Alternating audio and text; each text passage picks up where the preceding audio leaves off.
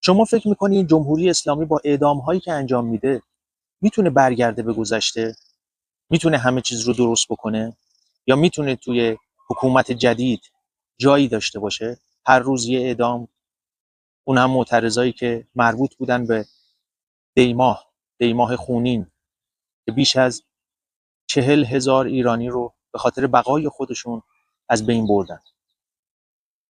یک عقل سلیم هم نمیتونه همچین چیزی رو باور بکنه که این حکومت قابل بازگشته.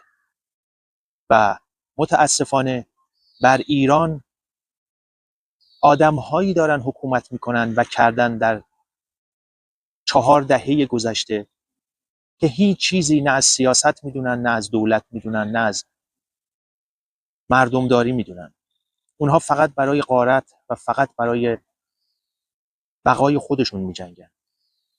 و ما باید آگاه باشیم و فریب رسانه‌های مختلف رو نخوریم، مخصوصا رسانه‌های رسمی که در کشورهای غربی هستند و مرتب به ما تزریق میکنن که این حکومت ماندنی است. به هیچ عنوان این حکومت ماندنی نیست. رفتنی و مجازات خواهند شد اون کسایی که مردم ایران رو کشتن، با مردم ایران بازی کردن، ثروت ملی رو غارت کردن و به هیچ عنوان قابل بازگشت نیست، چون اونا کارایی کردن که به هیچ عنوان نمیتونن به عقب برگردن. جنگ 12 روزه شروع شد، چیزی که اونا اسمشو گذاشتن. اسرائیل به کمک مردم ایران اومد یا به کمک خودش، به خاطر اینکه ایران به سلاح هسته‌ای نرسه. حالا این یا بهانه بوده یا هر چیز دیگه‌ای. توی 12 روز افراد نادان مختلفی رو از بین برد. کسایی که با پول ملت برای خودشون قدرت ساخته بودن. یک کشور کوچیکی مثل اسرائیل اومد و یک کشور بزرگی با حکومت پرمدعایی که میخواست اسرائیل رو محو کنه اومد و اونها رو از بین برد. بعد از اون مردم نشستن و گفتن دیگه جنگ نمیشه. باز هم رسانه ها تبلیغ کردن و گفتن جنگ تمام شد. یه عده‌ای باید مجازات میشدن که شدن. اما اصل کاری مونده بود. اونم یه رهبری که توی تمام صحبت‌های خودش فقط تنها چیزی که میتونیم پیدا بکنیم تناقضه. رهبری نادان که فقط برای زنده موندن خودش انسان‌های زیادی رو نابود کرد. آمریکا اومد توی کوتاه‌ترین زمان ممکن اون از بین برد. دقیقاً مانند قاسم سلیمانی.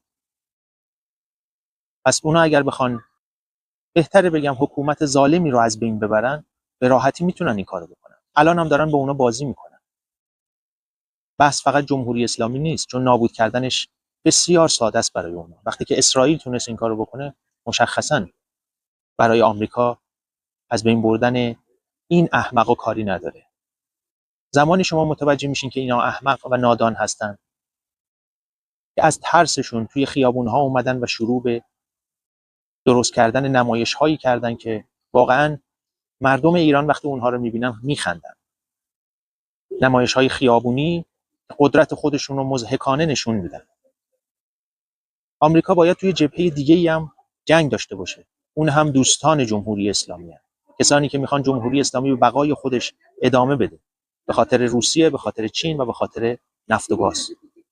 اونها چپگرایان غربی هستند که پرزیدنت ترامپ با اونها درگیر هست. درسته، پرزیدنت ترامپ کار خودش رو انجام میده و تا الان هم به ما ثابت کرده که زیر بار هیچ حرفی نمیره و مسیر درست رو داره میره.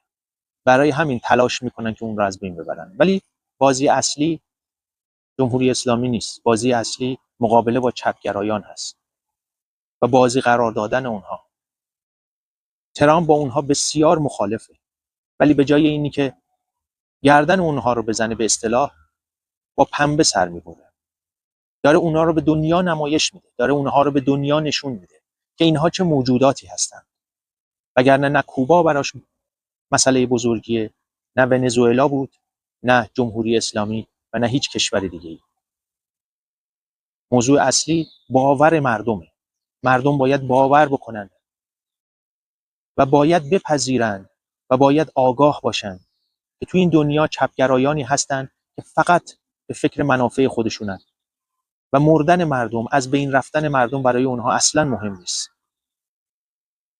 الان تلاش برای فهموندن این مسئله است. زمان جنگ 12 روزه گذشت، حدود 1 سال گذشت، دوباره جنگ شد، ما اسمشو میذاریم جنگ، ولی کمک بشردوستانه. آمریکا اومد عده‌ای دیگر رو از بین برد. خب عده‌ای موندن تو ایران، سپاهیا، مافیا، اونا نمیخوان این ثروت رو از بین ببرن. اونا میخوان تلاش بکنن که یک جوری به بقای خودشون ادامه بدن تا بتونن از این ثروت مردم ایران استفاده بکنن. ولی هیچ جایی ندارن، چون قابل تغییر نیستن. با اعدام ها نشون میدن که ما قابل تغییر نیستیم. البته این از ترسشونه. وقتی که اعدام میکنن از ترسشونه، از نادونیشونه، از اینی که نمیدونن چیکار باید بکنن، از اینی که نمیدونن ترامپ قراره چیکار بکنه، اسرائیل قراره چیکار بکنه. همین نمیدونم باعث دستپاچگی میشه و کار اشتباه، کاری که قابل بازگشت نیست. برای همین دوباره این اتفاق خواهد افتاد. دوباره این جنگ، اسمشو گذاشتن جنگ، دوباره شروع میشه و این مرحله پایانی هست. اینکه تبلیغات میکنن قرار زیرساخت‌های ایران رو از بین ببرن، قرار این کارو بکنن یا اون کارو بکنن، اینا همه نمایش‌های همون خیابونی هست. اینا همه بازی‌هایی هست که چپگرایان غربی کارگردان اون هستن. سناریوهایی هست که اونها نوشتن تا به مردم بگوین همه چیزتون از بین میره. ببینید ترامپ چی گفت؟ همه چیزتون از بین میره. ولی این سیاستی تو گفتاره. ترامپ با اینها داره بازی میکنه و به وقتش اینها رو از بین میبره، چون اینها قابل اصلاح نیستن، قابل تغییر نیستن. اینها باید از بین برن و باید منتظر چکمه‌های امریکایی باشیم برای نجات ایران، برای نجات دنیا، برای نجات کشوری که چپگرایان به اون حمله کردن مثل اسرائیل و برای نجات بشریت.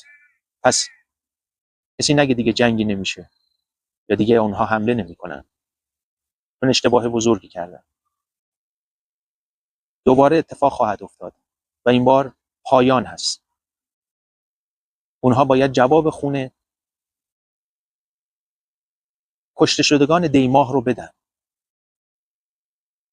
کشته شدگان انقلاب مهسا و هرچی به عقب میریم، هواپیمای اوکراینی 98 88 78، اینها زمانی رو نذاشتن که تو اون قتل عام صورت نگرفته باشه. همونقدر که ما میدونیم کشورهای دیگه هم میدونن، ولی بعضی کشورها برای منفعتشون تلاش میکنن. ترامپ و اسرائیل برای نجات بشریت. این تبلیغ نیست، این واقعیت، چون ما داریم میبینیم. برای همین آماده باشین برای ضربه آخر، چون با ضربه آخر دوباره ما بیرون میاییم و این بار تنها نیستیم.